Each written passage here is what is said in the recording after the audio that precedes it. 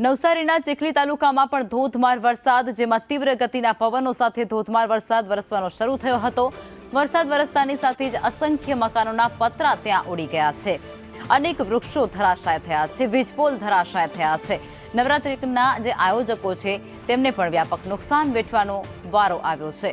નવસારીમાં પણ મેઘ મહેર જોવા મળી રહી છે અને આ મેઘરાજાની મહેર ગરબા આયોજકો અને ખેલૈયાઓ માટે ક્યાંક સારી નથી ગણવામાં આવી રહી, કારણ કે ગરબા આયોજન જે કરવામાં આવ્યું છે ત્યાં વરસાદે પાણી ફરી વળ્યા છે। મેદાનોમાં પાણી જ પાણી જોવા મળી રહ્યું છે। અનેક જે તૈયારીઓ છે તેના ઉપર જાણે પાણી ફરી વળ્યું હોય તે પ્રકારની સ્થિતિ જોવા મળી રહી છે। અને આ બધા વચ્ચે ભારે પવન સાથે નવસારીમાં વરસાદ વરસતા સ્થાનિક લોકો છે તેમને પણ વ્યાપક નુકસાન વેઠવાનો વારો આવ્યો છે, કારણ કે તેમના રહેણાંક જે મકાનો છે તેના પતરા ઉડી ગયા છે। આ સાથે જ જે મહાકાય વૃક્ષો છે તે પણ ધરાશાય થયા છે અને એટલું જ નહીં, વીજપોલ પણ ધરાશાય થયા છે।